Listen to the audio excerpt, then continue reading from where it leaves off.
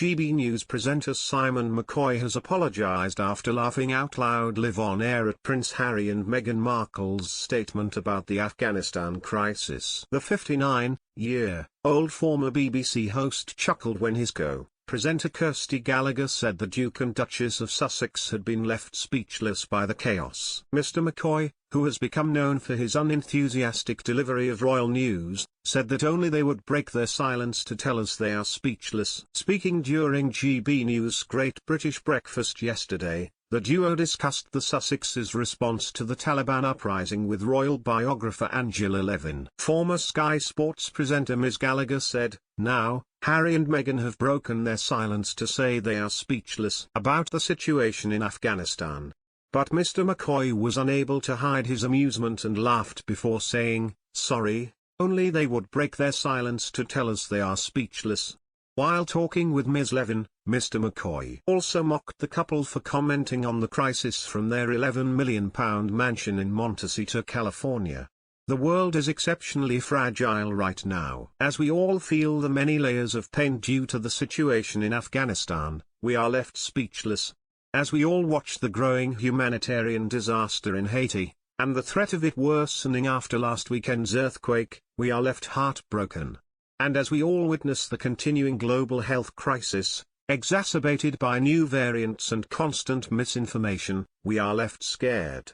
Calling on the international community to alleviate suffering, the Sussexes added, "When any person or community suffers, a piece of each of us does so with them, whether we realize it or not. And though we are not meant to live in a state of suffering, we, as a people, are being conditioned to accept it. It's easy to find ourselves feeling powerless, but we can put our values into action, together. To start, we encourage you to join us in supporting a number of organizations doing critical work. We also urge those in positions of global influence to rapidly advance the humanitarian dialogues that are expected to take place this fall at multilateral gatherings such as the UN General Assembly and the G20 Leaders Summit. As an international community, it is the decisions we make now, to alleviate suffering among those we know and those we may never meet, that will prove our humanity." The Duke-Duchess of Sussex, he said, "Angela, sorry, but Prince Harry obviously knows better than most of us what's gone on, what's at stake and what the risks are, but it's a bit rich from the Duke and Duchess of Montecito to be telling us the world is in a mess." Ms. Levin, author of 2018 book Harry, Conversations with the Prince, replied, "Well, yes, I wrote his biography a few years ago and actually he talked endlessly about Afghanistan and how he had to fight to get there and the front line." Today, Mr. McCoy again spoke about the Sussexes when discussing the new version of their biography Finding Freedom, from which excerpts of an epilogue have now been revealed. He told Ms. Gallagher during today's program, "Do we need to talk about this? I get myself into trouble every time." She said, "You are in trouble today, there we are. He's in big trouble today, and you know it, and there we are." Mr. McCoy then held up today's The Sun front page, saying it quoted the source close to Harry and Meghan, but he overemphasized the word source by making quote mark signs in the air, and said, talking to someone who's written their biography, Ms. Gallagher replied, "Say no more. I think you shouldn't. Let's move on to another subject, Mr. McCoy said, the Duke and Duchess of Montecito. Ms. Gallagher added, "Oh gosh, you've said it now. You know, it's another day for you, another day in the press."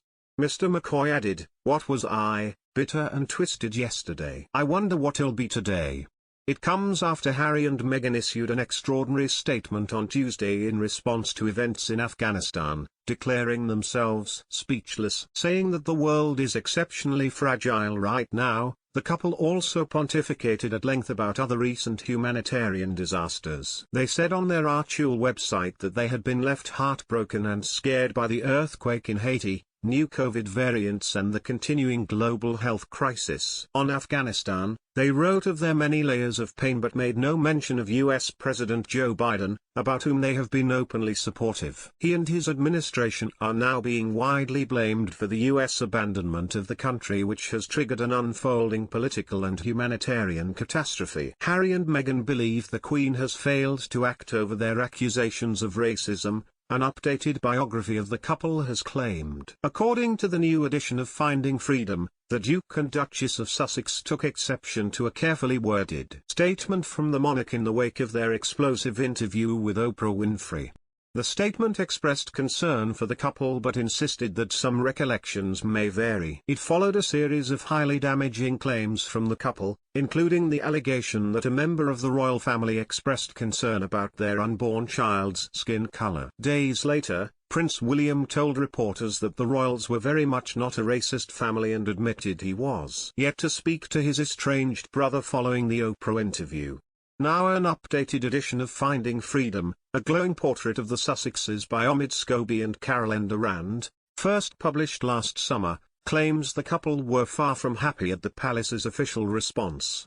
An excerpt due to be published in People magazine in the US tomorrow states that the couple believes senior royals have not taken accountability, preventing a major thaw in relations.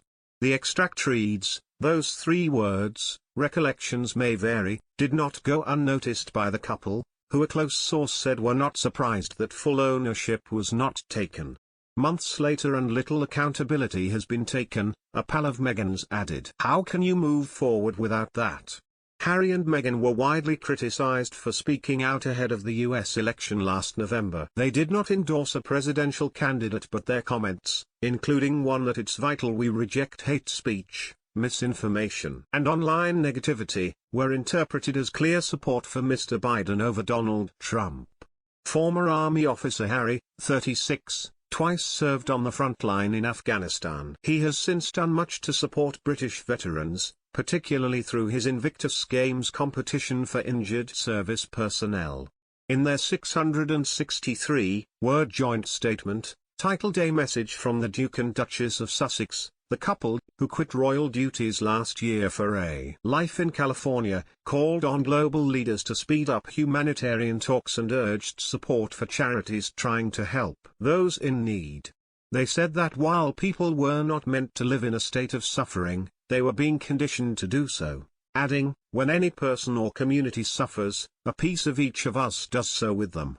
They wrote, "The world is exceptionally fragile right now. As we all feel the many layers of pain due to the situation in Afghanistan, we are left speechless. As we all watch the growing humanitarian disaster in Haiti, and the threat of it worsening after last weekend's earthquake, we are left heartbroken. And as we all witness the continuing global health crisis, exacerbated by new variants and constant misinformation, we are left scared." The Sussexes called on the international community to alleviate human suffering and demanded an urgent response from governments around the world. To start, we encourage you to join us in supporting a number of organizations doing critical work, they wrote. We also urge those in positions of global influence to rapidly advance the humanitarian dialogues that are expected to take place this fall, autumn, at multilateral gatherings such as the UN General Assembly and the G20 Leaders Summit. As an international community, it is the decisions we make now, to alleviate suffering among those we know and those we may never meet, that will prove our humanity. In another statement, they're not for profit. Al-Marchul said it was supporting the emergency response in Haiti with its partner World Central Kitchen and highlighted other organizations such as Women for Afghan Women, Afghan Aid, and Mercy Corps. The second piece, titled The Archul Commitment, said, "Like many of you, we are closely watching the crises happening across the world right now, and we are heartbroken. Archul is committed to putting our values into action, and we hope to do what we can to meet the moment by offering support to the military community and the troops who served in Afghanistan, as well as to the Afghan people facing violence and terror." It said it would be working through existing partnerships fighting COVID to encourage vaccine equity and to combat the spread of misinformation. It added, "We recognize that many of you may feel helpless right now as you watch the state of the world spin rapidly. But we have faith in the power of shared purpose, action, and commitment to our collective well-being." The article shared a list of resources for your own mental health, which we hope you'll use as you navigate whatever comes up for you during this critical time.